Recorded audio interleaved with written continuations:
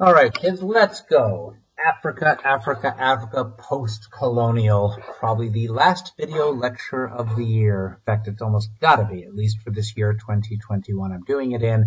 This is a rockin' tune that only took me years and years to realize by a band called the Waco Brothers that it's actually about decolonization where, well, long story, but it really kind of is. And I'd never really realized that until a couple of years ago. If we were in class, I'd probably play it for you. You know, I include this big map of Africa because so far what we've been looking at is German West Africa, British East Africa, and there is a tendency, and I share in this very much, if this describes you, you're not alone in it, the idea of like, oh, Africa. I mean, I know people have said, oh, I really want to go to France, or, oh my God, I want to go to Thailand or to India. Maybe someday I'll go to Africa. And of course, we are talking about 57, 58 distinct nation states with a wide variety of literally hundreds of ethnic groups. In the Democratic Republic of Congo itself, which is called Zaire on this map, that was the old name, there are close to 500 languages still spoken, suggesting within one of the 58 countries a tremendous amount of diversity. Certainly, as we've mentioned, like in the periods of the slave trade, oh my God, how could people sell their own to European slavers? They didn't see them as their own. They happened to have darker skin, but they didn't see themselves as African. They saw themselves as their own group of people, their own, I guess we've become to call nationality. Basic, this is from about 7-8 years ago with these numbers, but is the second largest and most populous country. Right now we are talking about, 850,000. I believe these are old numbers to show you from like 15 years ago to the present that we are talking about something like over 1 billion people today or close to that. The numbers are growing. This is the part of the world that is growing the fastest. So plus or minus 1 billion people. I'm not quite sure why I have different numbers, but I suspect what I was trying to show was the growth in just a few decades. And it is pretty remarkable. The city of Kinshasa that I used to live in, after World War II in like 1947, there were about 60,000 people in Kinshasa, and by 2017 it was 11 million people. Obviously, that's extreme growth, that's urbanization and not just population growth. Surprises a lot of people religiously, particularly in North Africa, a lot of Muslims. Remember, all of North Africa, Egypt and Tunisia and Morocco, almost entirely Muslim, but you've also got a pretty substantial Muslim population in other parts of Africa as well. Christian population, to be sure, brought in by the Europeans. Obviously, Christianity, except for Ethiopia, barely existed until the late 19th century. And then what we call indigenous religions, i.e. animist, spirit-related. Quite honestly, though, like you'd find here in Bolivia. In Bolivia, you find a lot of people who are Catholic, but they also do rituals for Pachamama, etc. Well, let's probably find that as well. So those numbers are probably pretty fluid, and probably different people might interpret somebody's religion a little bit differently. A lot of poverty. Poorest part of the world for a variety of reasons. Life expectancy, although it has grown substantially, when we say as low as the 30s, that's really disease and HIV/AIDS related. I believe the widely recognized lowest life expectancy at birth in the world is usually the East Central African country of Burundi, which is around 50 to 55 years, although, again, during an epidemic of some sort, like with HIV/AIDS, it dropped there. And you may notice that there is a gentleman out there named Ziger Lutenario. That is Ziger Lutenario. When we lived in the Congo, my friend Ricky, who was the IT guy, who I just loved the guy, just loved him. And one of those bromances that you hear about. I remember when his wife became pregnant again, he said, I'm going to name him after you. I'm going to name him Ziger. And I had a good laugh because nobody is going to name their kid Ziger Lutenario. And I thought it was a joke. It turns out, and this is probably maybe the greatest honor of my life, he and his wife named their little boy Ziger Lutenario. So there is a Ziger first name running around in the Congo today. I think he just celebrated his 5th birthday. Reminds me, got to send a little birthday present. And by the way, knowing how things work, I suspect that idea that, there's somebody out there with a little bit more money who will be invested in this kid, not a bad idea. But there's also, I do know that in the Congo that there is a real premium on a name that no other kid has. And so sometimes people look for unusual names, and I will tell you, Ziegler as a first name fits the bill. We've seen this chart earlier in the year, but you're seeing where I just say stop this for a moment and look at this. Notice how the European population from 1750 to 1900, that's a massive increase. If Europe kept growing at that rate, that's a 2.5, we'd have 1 billion Europeans today, and we have nowhere close to it. You see that Asia's population was growing and then absolutely exploded after 1950. This is basically when modern medicine started coming, food supplies, modern medicine. You'll notice that Africa's population during the heart of the slave trade, it's not declining, but it's not growing. And of course, up till the Industrial Revolution, the more people you have, the more wealth you are producing. You see the growth starts to happen and then triples between 1950 and 2000. It more than triples. If that continues, we would be talking by the year 2000, 2 billion Africans, 6 billion, 8 billion, 12 billion. Of course, this is a projection at the end. Africa will probably, if it is not already the second most, it's already the second most populous, but you see the numbers. Why, by the way, are you seeing? This is cool. Wish we had more time for it. Remember Thomas Malthus back in 1789 said, oh man, food supply is going to grow. We're going to, uncover more land, of course, but the birth rate's going to explode. As there's more food, people have 6 kids and 36 grandkids and 216 great-grandkids, and you know what? Eventually we'll run out of food and land and everybody will starve. And as it turns out, that made a lot of sense when Thomas Malthus was writing, because throughout all of human history, people had 6, 7, 8 kids, and a lot of the kids died young and didn't survive. What happened to the population of the world? And this is not over a few generations. This is over tens of thousands of years. Tiny, tiny population growth. Now, by the time of the Industrial Revolution in Europe, more food supply, some modern medicine by the late 1800s leads to a decreasing death rate. People live longer. You have 7 kids, 5, 6, or 7 are going to survive, but people keep having lots of kids.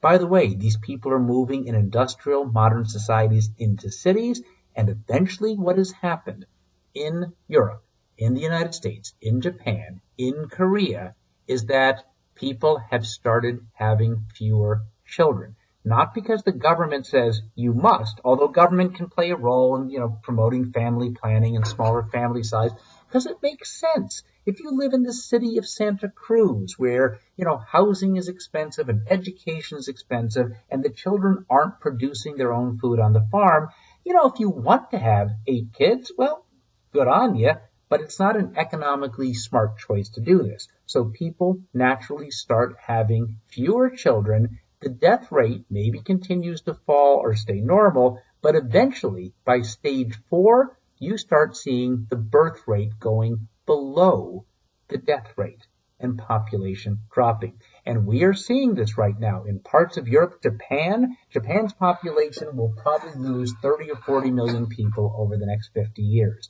because people are having fewer than 2 children if they have children at all. The key is that we are not, of course, yet seeing. We are actually starting to see. It says Kenya. You know what? Kenya has moved into this. Kenya has gone in the last 20 years from the average woman having 6 or 7 kids to having 3. That is huge. That is a huge drop. This is kind of our hope for the idea that we don't, do we actually start seeing a declining world population or a stabilizing world population if more of the world goes through this transition, demographic record of people, transition, change, model? It appears to be wired into human societies that as societies modernize, if you have 3 kids, they're probably all going to survive. Modern medicine and food supplies keeps track with people. People move to cities so that, it's not only that your kids can't help out on the farm, they actually cost you a lot more to have more kids. It seems that birth rates naturally decline. in all the societies that have reached that level of modernity? Is there something about sub-Saharan Africa that, look, I'm sorry, people will keep having 5, 6 kids like all human beings always had?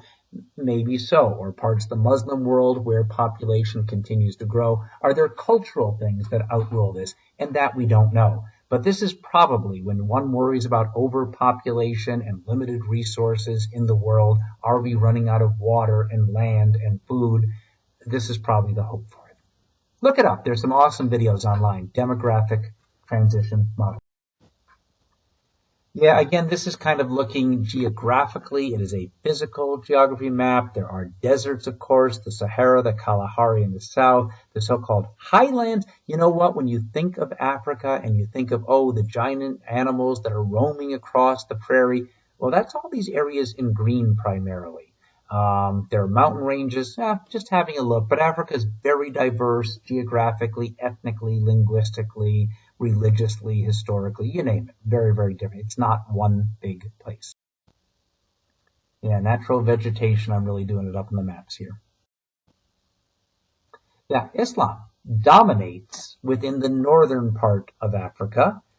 Mind you, there are mixes. There's like an 8% Coptic Christian population in Egypt, etc., etc. And notice, like within Ethiopia, which is probably 50% Christian and 45% Muslim, there are areas that are Muslim dominated. And then, of course, there are Muslim populations, filtered through, like there are any place that you might live. But North and South are, in a lot of ways, you could make a statement about North Africa that maybe you couldn't make about sub-Saharan Africa. And of course, the Sahara Desert is here. And that's not just a geographic barrier, but there's also cultural because of how religions and contact with outsiders has happened.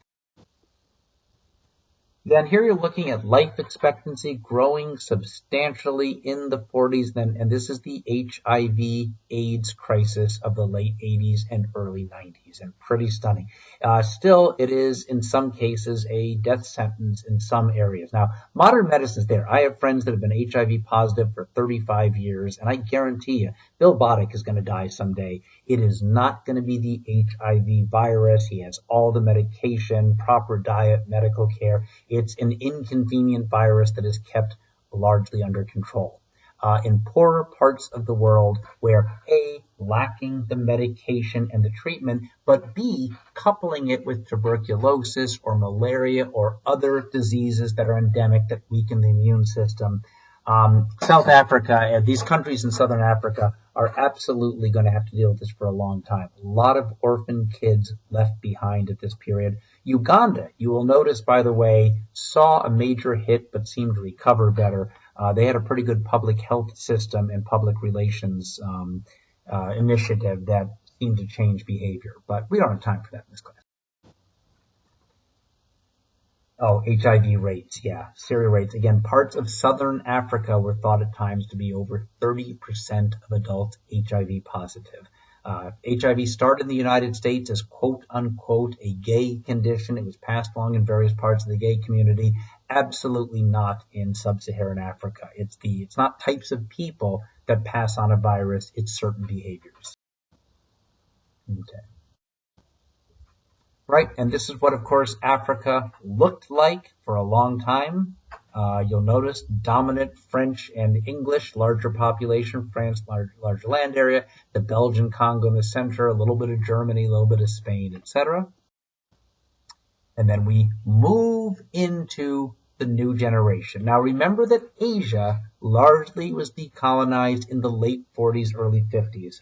India's 47, Burma's 48, Indonesia's 49. I think Malaysia was still under British control until like 60 or 61. But that happened first, and in a way that makes sense because, India was a 2,000-year-old sophisticated culture where people identified as Indians. And of course, what you have in Africa is, some brilliant civilizations that developed here, but much more fractured. And for reasons Jared Diamond argued, of course, that this is really about geography, that, the north-south axis and the type of tropical climate that hits so much probably led to less biodiversity for animals and for plants, which led to less of something to build on. Doesn't mean that these societies are less, but they are certainly less modernly technologically advanced. And also remember, Africa was absolutely, the states of Africa were dominated by the Europeans in a way that India simply never could quite be. So another part of this.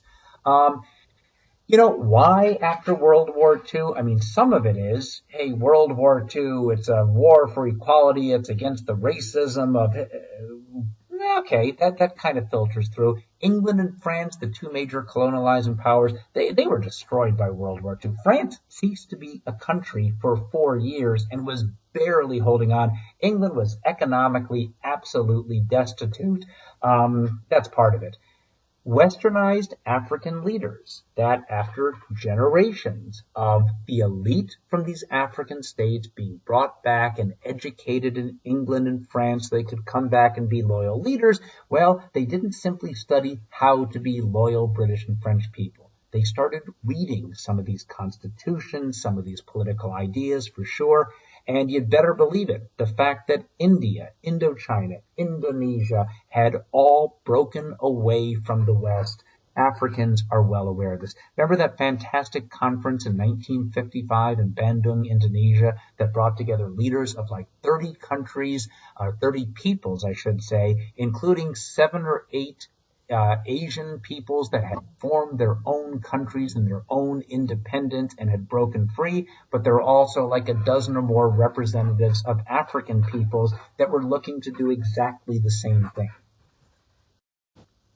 And of course, remember, 1950s, 60s, 70s, 80s, United States, Soviet Union, the Cold War. And this plays such a role both in the freedom, independence, and a lot of the violence in this period. Africa remains it's pretty desperate, but well, you know what? It isn't. I mean, I've only traveled in 4 or 5 African countries, and I've seen such beauty and energy and creativity and just all kinds of awesome things. The big scale, though, the 25 poorest countries in the world, or 24 of them, Haiti, in the Western Hemisphere might be the exception that would fit in that bottom 25. They're all African. And why? Corruption. And you could say, oh, it's the corrupt African leaders, and it's also Westerners who have enforced and promoted that corruption if it benefits them. But there's no shortage of absolutely ghastly, corrupt, selfish African leaders like any place else. The colonial hangover, you can say, well, these people were completely dominated and had no resources invested in. They were fourth-class citizens and denied an education, and they were stripped of all their natural resources. Well, they've had 20 years to become established, well-functioning democracies. What's wrong with them? Yeah, that probably doesn't make a lot of sense. And when I say ethnic factions, you look at the map of Africa, those lines are nice and neatly drawn, aren't they? They're just straight up and down. What do you do with a place like the Congo that has literally hundreds of ethnic groups, some of whom have very bad histories with each other? Well, Europeans draw the line and say, hey, good luck, you're all in this together. There are a lot of reasons. I do think if you say, oh, blaming imperialism for the state of Africa, come on, that was 60 years ago. That's completely myopic and probably even a little racist. But I would argue it's probably kind of myopic and racist to say, oh, poor Africa, they are simply victims of the West. And it's not as simple as that either. Public health issues, malaria, AIDS, etc. International debt, I wish we could go into. But dictators in Africa were actively encouraged by Westerners to take out huge, huge, huge debts, and that ended up falling on the people of these countries. Stop me looking around. I think it's raining out there, Brian. And political instability, any one of these countries, major changes in government, they happen a lot. Ghana was the great hope. Kwame Nkrumah seemed to be a man of incredible substance.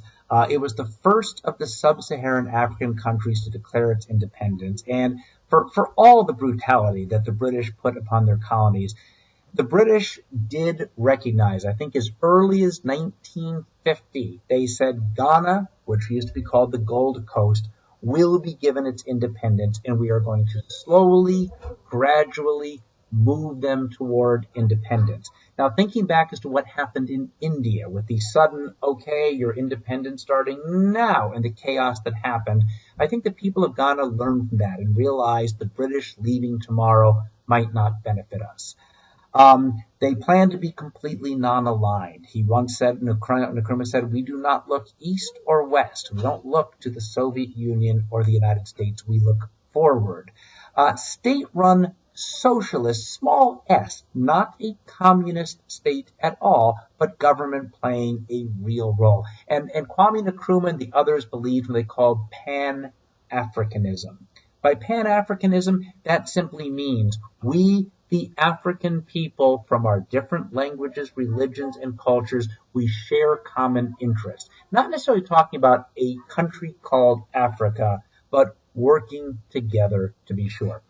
You saw that with the Bandung movement, right? 1955. We are all here to work together, to forget our differences, to support each other. Again, a little bit easier maybe to say than to do. Nkrumah increasingly became sort of the guy, the one-party state. Other parties were banned. We can't have disagreement here. We need to work together. Is eventually overthrown in 1966. I think it's probably Nkrumah. There's an awful lot to admire about him. Was he successful in creating a stable, prosperous, independent Ghana? No. Is there any one individual that could have done that? That's another question. Yeah, it's far better to be free to govern or misgovern yourself than governed by anyone else. You see the quote that I just mentioned? Look, we prefer self-government with danger to servitude in tranquility. One of the critiques that's been made of the post-independence leaders, particularly in Africa, is that at some level they believed as long as we run our own affairs, as long as we're ideologically pure, as long as we believe in ourselves, the rest will take care of it. And probably that was a little bit naive, probably understanding something about modern economics and development, that simply independence was not enough. There's also a little sense, too, later in his career when Nkrumah says, all Africans know that I represent Africa and that I speak, so no African can have an opinion that differs from mine. It suggests the power going to the head, and he would not be the first leader that came from really noble background that became a little drunk on power. I wish I knew more about Nkrumah. I don't want to say that he became power drunk, but it's a pretty common thing to happen when you have absolute control like this, and you certainly see a warning sign there. Relatively little about Kenya. If you ever get a question about resistance or European repression, the Mau Mau rebellion, which is, lots of Kenyans dead. They're simply massacred. I'm not going to go into much detail about it. Also, a British colony, Jomo Kenyatta, took his name from the people, hence the name of the country, becomes this East African president. Again, Western educated, absolutely. He went to Europe to be educated, to be an elite in this country, and came back with ideas about independence, worked well with Kwame Nkrumah, the Pan-African Union, land reform, etc., and then once again became sort of a one-party state that limited freedom of speech, etc. And on one hand, you can say, oh, that's terrible, he just became a dictator. But if you're living in a society of desperate poverty with ethnic conflicts where, there are outside forces, both the Soviet Union and the West and the United States, that are, demanding that you do certain things and threatening you on all ends, it's one thing to say, I believe in complete, total political freedom for all, and then recognizing you're trying to hold a country together. I guess what I'm saying with all of these countries is really hard decisions to be made, and every decision would be imperfect. I think some of these guys, for all their abilities, didn't come up with the best possible solution, but I suspect most of us would not have either. Even the United States, just backtracking a little bit, it's like, well, the United States created a democracy from the beginning. Well, did they really, when women weren't allowed to vote or have voice for 120 years and black people born in Texas in my date in the 1960s didn't have the right to vote? Is this really the democracy? And, that's 150, almost 200 years, whereas the United States started out as the wealthiest population per capita in the world at the time of its independence. Are we holding different standards for Africans? Why are they not creating perfect societies in 40 years despite starting from desperate poverty? It's probably not a fair standard to look at. Rwanda, and you probably know the name Rwanda for a reason. One thing interesting to look at, it was a Belgian colony, landlocked, which of course is a problem, not having access to the sea, very ethnically divided, largely, most people argue, by Europeans. You have most people are Hutus. You have a minority of the population who are Tutsis, who tend to have been the economically and the politically and educationally dominant.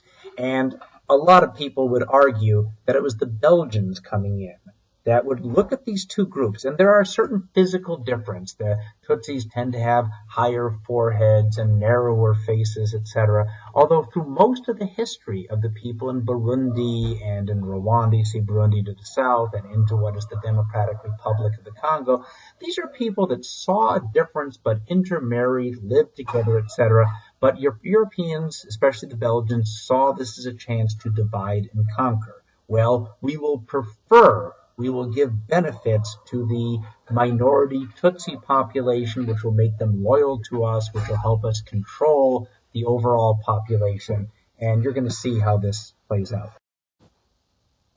Uganda, another British colony, little trivia question, that early Zionists, people looking for a Jewish homeland, had been proposing Uganda in East Central Africa as the possible location. Maybe it doesn't need to be in the Holy Land of the Jews or the Hebrews because we're not terribly religious people. Of course, there's the idea that this is open land that we Jewish people can move to. Well, there were a lot of Africans there. One of the poorest, thought to be a 15% literacy rate by the time of independence, largely Christian. Well, you see the numbers. Idi Amin is somebody we gotta look at. Idi Amin Dada was his full name. He was a Muslim general who took over in 1971, and he is his own story. His official title was His Excellency, President for Life, Field Marshal Al-Haji Dr. Idi Amin, VC, DSOA, MC, Lord of all the beasts of the earth and fishes of the sea, and conqueror the British Empire in Africa and general in Uganda in particular. Man. The guy is thought, and there is a film, by the way, called The Last King of Scotland with Forrest Whitaker. It is a grueling, intense film about this guy that apparently is pretty accurate. Took over in 1971, and the guy is thought to have probably been mentally retarded, cognitively deficient, IQ possibly in the 50s or 60s, but with like a ruthlessness to control people and willing to do almost anything that was able to dominate the society. Real interesting. I had a student named Alina Raji in the Congo, and just asking about it past, says, does your family live in the Congo a long time? Oh, no, my family moved from India to Uganda. And I said, oh my God, you were Asians in Uganda, and I'll bet your family left in the mid-70s. She said, I said, you are an Idi Amin Asian. So fascinating to meet somebody, because when Amin took over, he expelled all Asians who had settled, mostly Indian people, and kicked them out of the country. And Alina's family, who, the people that were there then had never really lived in India, they found another place in Africa to move to, and many settled in the Congo. He is thought to have murdered, sometimes under the most brutal and personal ways, murder and torture of 300,000, 400,000, 500,000 people. I believe this is confirmed that when his son was seen as betrayed him, he had his son executed and then ate his heart. This is sort of another level of violent, crazy, insane. Now, you might ask yourself, is this inherently more awful than white plantation owners in Haiti that were, burning their slaves alive, the conquistadors who were crucifying the indigenous people of Peru and Bolivia. There is human horror in many situations. Finally attempted to invade neighboring Tanzania, and this is where the surrounding countries took action. And in a moment of self-reflection, Tanzania's Julius Nyerere, probably my favorite of those independence leaders, said, ever since Idi Amin usurped power, he has murdered more people than the white racist governments in Rhodesia and South Africa. But we sort of play the game that it doesn't matter if Africans kill other Africans. And I think that's a very perceptive statement. Well, we don't want to criticize our own, and he's pointing out that we made a mistake by letting this happen. We should have been willing to call this guy out and put end to his reign of terror. Nigeria is the big part. It is the Brazil of Africa. Huge population. It says 140 million. That was 10 years ago. It might be 170, 180 million, and tremendously important because of its oil wealth. A lot of oil in Nigeria. Thought to be 200, 250 ethnic groups. Notice how straight these lines are. Well, the French and the English simply drew nice little neat lines without any concern for who is there. Major ethnic groups, you've got the Yoruba, the Igbo, and the Hausa people in the northern part of the country. And this led to a separatist movement called the Biafran War, the Nigerian Civil War that lasted 3 years. And this, for many people, there was so much hope for Africa. There was so much of a sense of, we have these new leaders. They are breaking away from European domination. It's not going to be easy, but this is good. This is so long overdue. Maybe the world is finally making amends for the slave trade and for imperialism. And then seeing what happened as Nigeria split off, this horrific war that basically, lots of military casualties, guns and knives and machetes, but more than anything else, food was used as a weapon of war. And the area of Nigeria that was breaking away simply had food supplies completely cut off. And most estimates are, more than 1 million people, largely children, simply starved to death and were allowed to starve to death to break the rebellion. And this did make a lot of people think, man, it's going to be a harder road for the peoples of Africa than maybe we had hoped. And then the Democratic Republic of the Congo. Now, this was called the Belgian Congo. Well, it was the Congo Free State, and then was the Belgian Congo, and then became the Democratic Republic of the Congo. And that was renamed Zaire for a while in the 1960s. Actually had, highest literacy rate in Africa. There is a sense that the Belgians had recognized, of course, that, wow, what King Leopold did was horrible, so we're going to do right by the Congolese. But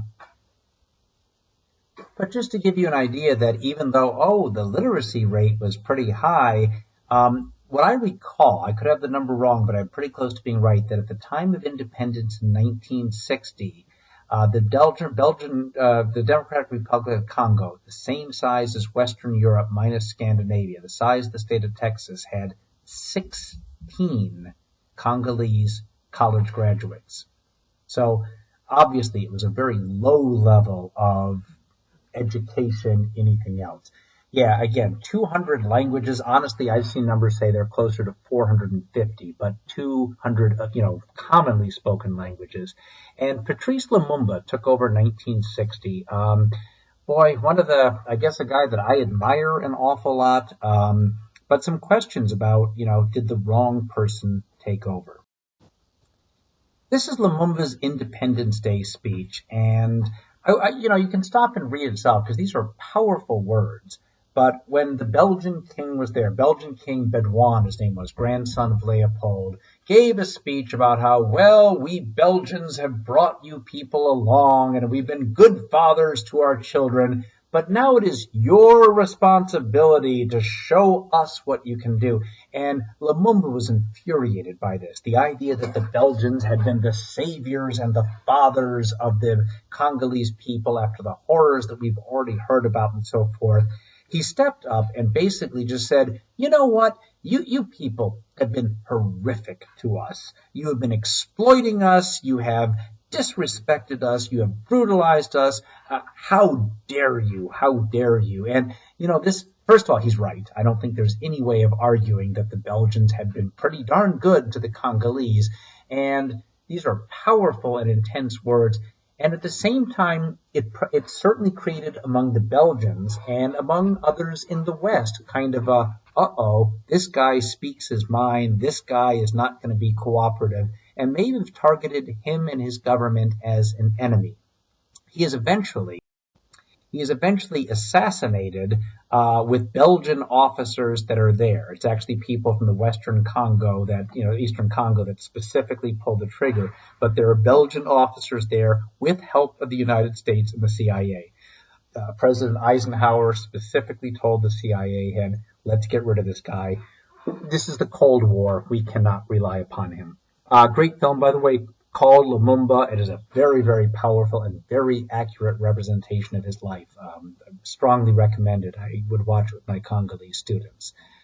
As an icon of what's good or bad about African leaders. If I had a Patrice Lumumba poster, I would probably hang it up in any classroom that I had.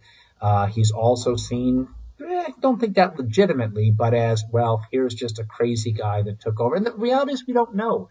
He had power for about 6 months, something like this, before he was arrested and eventually executed. We don't know what Patrice Lumumba would have turned out as. We don't know. After him was Joseph Désiré Mobutu, who eventually changed his name to Mobutu Sese Seko, led a military coup in 1965, and, was aware of the fact Lumumba was going to be executed. He ruled as the dictator for 32 years. Different numbers have suggested. This is where I talked about borrowing money. Well, he took out huge number of bank loans from Western countries for development projects. All we know is that Mobutu and his family probably ended up with $3, $4, $5, $7, $8, $10 billion in Western bank accounts. Simply, he borrowed the money for his country, threw a few dollars at the people, and put the rest in his own bank account. Now, you might ask, why would Western countries put up with this? Because he was not a communist. And when the United States said, we want you to say this, the United States was willing to say this. The reason that the Congo became Zaire is that he announced he would be Africanizing the society, where Christian names were banned.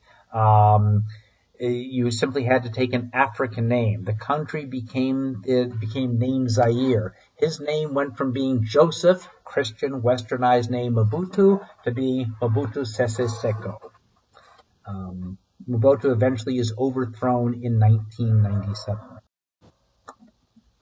Worth looking at, the Human Development Index. It's one thing to say, well, what's the per capita income in a country? And that's great, except if there are 20 of us, and the per capita income is $20 million, and one of us makes $19,999,999, and the other 19 of us shares $1, well, we have desperate poverty, but per capita income looks good. So the Human Development Index is a way of measuring life expectancy, adult literacy rate, and college, high school, college, primary education, and per capita income based on the prices within a country. And it's a mathematical formula, has undergone revisions. It obviously doesn't capture the whole picture. I'm sure that if you get into, development work as you get older, you may find there are people very critical of it. But it's interesting sometimes to look at the HDI for countries as at least a snapshot of how the country is doing in terms of its people. So looking at Ghana today, 20 million people. Notice that's a huge percentage of the population under the age of 15. I should say this is all from about 15 years ago with the Clark stop, etc. HDI ranking out of 180 countries, pretty low. Now, pretty good for sub-Saharan Africa, certainly a lot lower than, say, Bolivia, where I'm speaking from right now. Kenya, again, huge part of the population under 15. That's not only malleable, easily excitable people that are not economically contributing to the country now, but also people that are going to need homes and jobs and ways of supporting themselves. Again, the HDI ranking even lower than Ghana, pretty low. Uganda, again, HDI ranking pretty low. I forget his first name, Yoweri Museveni, took over in 1986. He was going to be one of the new democratic leaders of Uganda, and he's still in power 35 years later with allegations of fixing elections, etc. It is not the first time that a reforming new light has stepped in, created some positive change, and then just stayed on because one gets used to power. I think those of you in Bolivia might be familiar with a similar dynamic of that, and it's not unique to any individual. As they say, power tends to corrupt, but absolute power tends to corrupt absolutely. Rwanda, we'll stop in a moment. It's a country that most of us would not have heard of. Most people only knew that there is a mountain gorilla population, one of the last in the world. Otherwise, just looks like another fairly poor part of Africa. But many know about the genocide in 1994. Again, there had been a history of antagonism between the two major groups. Now, some vantage points argue that historically it was fairly minor. Yeah, there's a difference between Tutsis and Hutus, but it was really with the arrival of the Europeans that those differences were expanded. The majority were Hutus, most of the population, but the Tutsis were the relatively small minority that were more educated, economically dominant, etc. The short story is that the Hutu president of Rwanda was killed as his plane was knocked out of the sky, and this led to an uprising in which Hutu extremists simply massacred hundreds of thousands, maybe some people say as many as 1 million. Tutsis and also more moderate Hutus were simply hacked to death with machetes, massive numbers within a 3-month period. And I remember this happening very clearly. I was just 29 years old.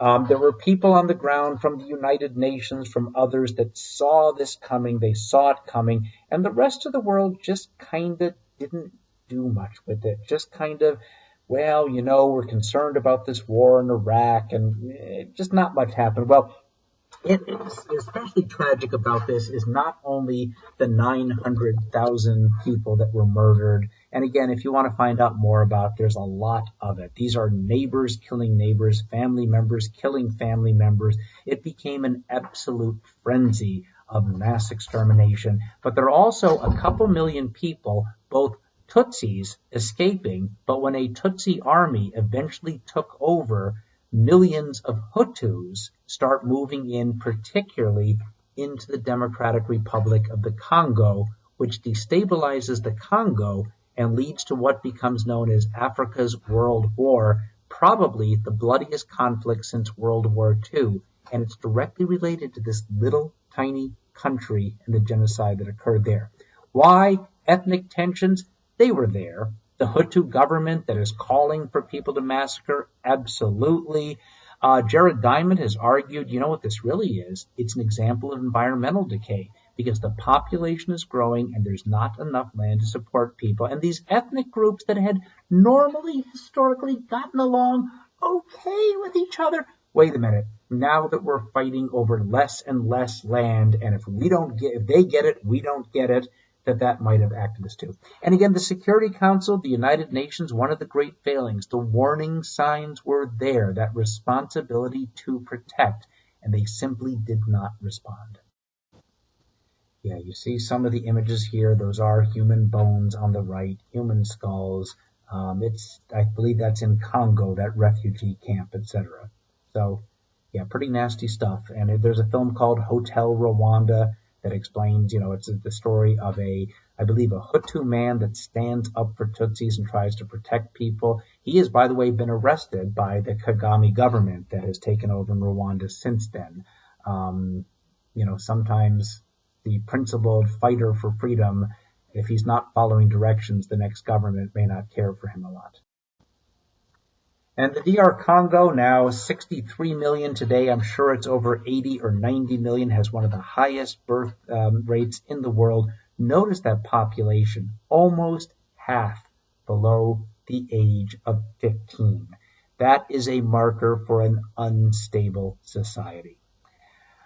HDI ranking pretty much at the bottom. And you know what? It hasn't gotten better. I knew people that worked at the school that, although they actually had jobs, they actually had, at least by local standards, reasonable paying jobs, they didn't eat 3 meals a day or anything close to it. We had a driver our first year there to take Seffi to her preschool, which was off the campus that we lived on. His name was Bosco, a real gentleman, delightful man. The second year, we simply could not hire him. Like, we didn't leave campus very often. And he knew this ahead of time. Learned that he had, we knew that he had 5 children. He had to decide which one of the 5 was going to be able to go to school. And my friend Ricky, that named his son after us, Ricky said, Robert, when he told me this, I just broke down crying. And, we tried to help Bosco, and we'd send him a few $100s for Christmas. Occasionally we'd hear from him that his son had malaria. But the need was so great in this place. Poverty is absolutely brutal in parts of Bolivia, and it's serious. And there's a whole other level in the DR Congo. And you know what? What I'm told is the parts of the country that I didn't get to, I wouldn't even recognize, as bad as things were. So the poverty rate, God only knows how high it is. Mobutu was finally thrown in 1977. And actually, in the last couple of years, the Kabila family no longer rules directly Bolivia. Overthrew Mobutu in 1997. He is actually assassinated, I believe, in 2001. His son Joseph took over. Joseph eventually allowed free elections to happen about 2 years ago, 2019, I think it was, although it's understood to have been a fixed election. And in effect, the Kabila family still controls the country economically, kind of is the power behind the throne of the current president. Degrees of separation, Joseph Kabila, the 17-year president of the Congo, his daughter was one of my students in the Congo. And you know what? A very bright, very decent, very thoughtful. I liked her a lot. I think the bottom line is, like, how could she live with a man of a dictator? Well, you know what? He was daddy. And very, very complicated. I think she was under a lot of pressure because I think she understood some things about her father's government. The Congo today, this response, it's often called Africa's World War. In the last 20 years, all of the Rwandan refugees spilling into the DR Congo ended up destabilizing the Mobutu government. It's something we could spend, months of our time talking about. But what ultimately happened is the entire eastern half of the Congo became unbelievably unstable. And you know what? 8 African countries sent soldiers in, well, to protect their borders, but also the Congo is famous for its mineral wealth. Rwanda, next door, this little tiny country, Rwanda one year, I think, produced something like $8 million worth of diamonds, and yet it exported $200 million worth of diamonds. Well, where is it coming from? It's coming from their sponsored militias in the Congo that is taking the resources of the Congo. There are not only 8 countries there, I say 25 armed militias. You know what? Let's call it 50. Let's call it 75. Let's call it 200. A new group forms every day. Whose sides are they on? You know what? It depends what's on their interest. Bottom line, you see probably estimates 5, 6, 4 million, who knows, dead since 1998. Again, not so, yes, in some cases from absolute slaughter, militias coming into an area, burning, attacking, but it's also massive, massive starvation as people need to leave an area and they have nothing. Turned out the major crop there, kind of like corn is in Mexico or potatoes are in Ireland, was a root vegetable called cassava, Well, cassava, as it turns out, you need to actually soak it in water before eating, or it has a poison in it. Well, people desperately leaving as the armed conflict was coming, gathering together crops, eating it because they were hungry, was killing people. 4, 5, 6 million people, you tell me, and rape as a political weapon. There is a doctor, Dr. Dennis Makumbe, I believe his name is, who is a incredible gynecological surgeon who has set up, and he's received multiple death threats. I'm amazed that he's still alive, has basically healed tens of thousands of women who have been absolutely brutalized by crops. And you might notice by the soldiers coming in, and you might notice when we talk about these vicious, bloodthirsty soldiers, there's one of them in the middle, child soldiers. And there are horrific stories in which a child is kidnapped, forced into a militia group, and then brought back to his own area and is forced to kill his own family. Well, once you put a 12-year-old kid with a machine gun in a situation where he has just murdered his own parents, is there any conscience left? Is there any right and wrong left? There isn't. Congo is probably, going back the last 150 years, maybe the single most tragic place on earth. Man, some of these people are just beautiful, though. I made friends there like I haven't met before. Life is complicated. Life is complicated. South Africa is one that many know. Remember, it's a little bit different. Excuse me, I got to close a door that's blowing open in the breeze. Initially settled by the Dutch. These are people called Boers. I used to think it was Boers, and a Boer student of mine in South Africa says, Mr. Ziegler, we're not Boers, we're Boers. And I guess that sounds better, because Boers sounds like boring people. So these were Dutch settlers, hard scrabble farmers, and then eventually the British came along with their more sophisticated technology and, simply more money to spend. And they took over the colony itself. But there was always conflict between the British settlers, the rulers, and not only the Africans, but the Boer people as well. South Africa was given its independence in 1910, but notice I have a second date of this, because this was a minority government. This was an all-white government. A nationalist party in 1948 set up what were called apartheid laws. You know what these were? Separate laws. If you have white skin, you can do this. If you're part of the 85% black majority, you can do this. And extreme limitations, tremendous wealth, diamonds and golds, etc. It was a wealthy first world country for the 12% white population, whereas the black population lived almost exclusively in horrific poverty, and the wealth was on the backs of the black population. And before Americans like me can judge, did we not see that in the United States? How different is apartheid and the Jim Crow laws in the United States? There's a lot more similarities than differences. Yeah, again, Afrikaners are a Boer. Afrikaner is actually a Dutch-ish language, etc. People classified by race. I mean, natives, Indians, and coloreds, if you enter, you'll be listed as missing. You'll be shot on sight. This is not on some idiot's website. This is official government policy and simply how it worked.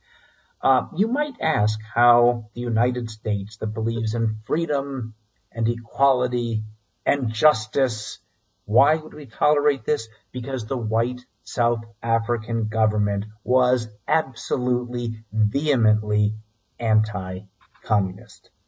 And again, the Soviet Union was more than happy to support really nasty people who were communists. So again, it goes both ways. But the idea that, the United States or Soviet Union was trying to create a better world for the... Give me a break.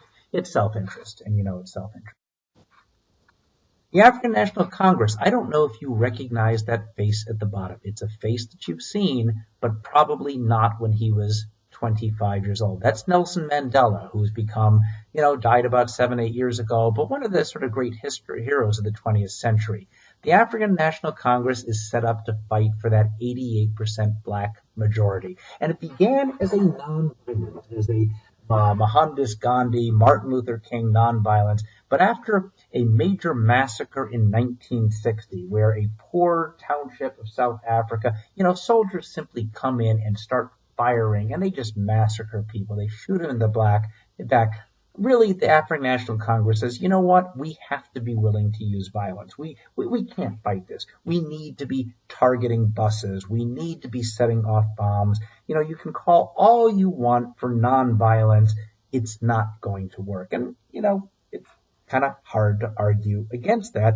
Also, not hard to argue if your child is killed in the school bus bombing, that maybe that's, it's complicated for sure. Nelson Mandela is one of its leaders and spends 27 years imprisoned at Robben Island Prison off of Cape Town. But there you see Mandela. And there is the Mandela as he was better known as an elder statesman. Wealthiest country in Africa, no question about it. GDP per capita. If you are a white South African, although there certainly are poor whites like you see in the United States and elsewhere, came fairly close to being first world. However, for the black majority, 85, close to 90%, 88% sticks to mind. No spending in education, couldn't work in certain areas. You had to have a certain pass to go around. You were harassed by the police, and there was also an attempt to set up homelands. These are basically ghettos where the black population will live, and they must live there, and they can't live among us.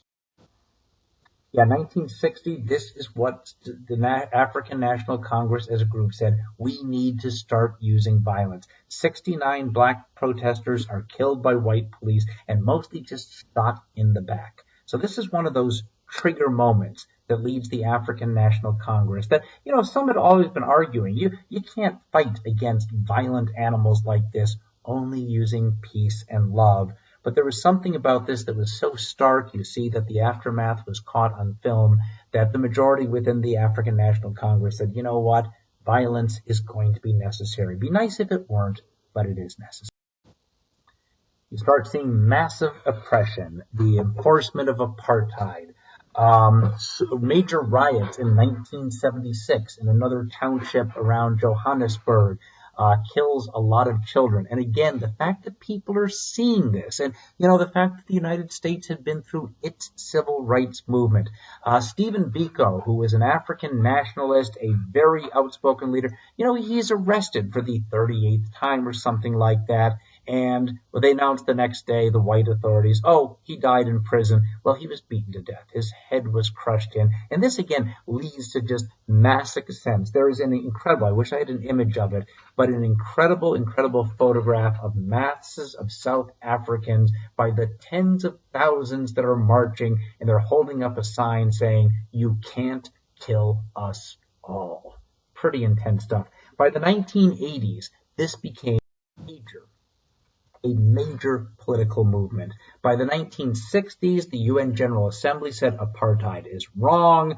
There was a voluntary arms embargo that was made mandatory by the 1960s, 70s, and then a divestment movement calling on companies, universities to stop investing in South Africa. Now, with some countries, this may not work. There are some countries like Myanmar in Asia where the generals that have run Myanmar said, fine, we don't want outsiders, they corrupt us. South African whites did. They consider themselves a part of Europe. And if they were being cut off and not allowed to travel and investment wasn't coming in, it led the South African government to start saying, we've got to make some changes. In 1990, a major moment, Nelson Mandela is released from prison for the first time in my life because he was sentenced to prison the same year that I was born. They hold full multiracial elections in 1994, and to the surprise of nobody, Nelson Mandela and the African National Congress wins the election. There is a black majority government. Mandela, to his credit, said this is not a time to get revenge. We need to find a way to work together with the black majority and the white minority. But do understand that going into this, that the average white South African was educated, fairly wealthy, had a long history and family connections of fairly wealthy people, and the vast majority of South Africans were desperately, desperately poor. And one of the things that liberation movements have discovered, you can have all the laws on the book calling for equality that you want to, but if people are economically desperate, it only goes so far. South Africa's population, again, about a decade ago, big population. Notice a more developed country, so lower percentage under the age of 15. Life expectancy, that was HIV AIDS that hit South Africa like no place else. Better human development index rating, GDP per capita. Hey, that's pretty high.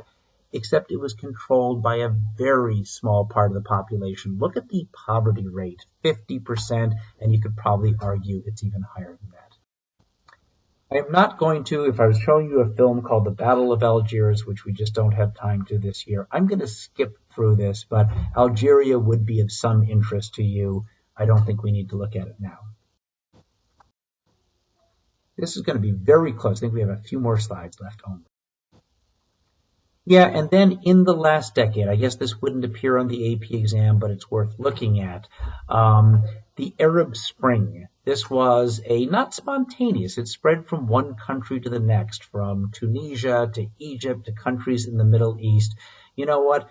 15 different countries that began to protest led to the overthrow of long-standing dictatorships.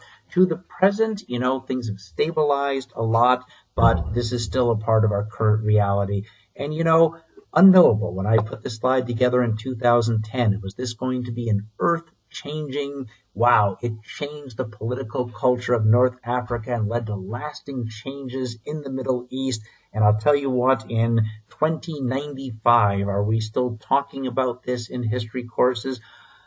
Or is it something that had a lot of promise, but eventually just kind of petered off into no major changes? And hard to know where we are. Yeah, all the countries you're seeing here saw major protests, and in some of these countries, overthrowing of long-standing governments. Ben Ali, who had been a dictator for over 27 years in Tunisia, was forced to leave. The Mubarak regime since 1980 was overthrown. Yemen, which is involved in a horrific civil war today, overthrown. Muammar Gaddafi in Libya had been in charge for 35 years. He was forced out. Ongoing rebellions in other states. And, I guess right now in the short term by 2021, we could say, are all of these societies better off? No, probably not. There is major instability in Libya and in Yemen. There is a new military dictatorship in Egypt. Economic problems in many of them, etc. I don't know that we can really say in the short run these are positive changes, but of course history has a long arc.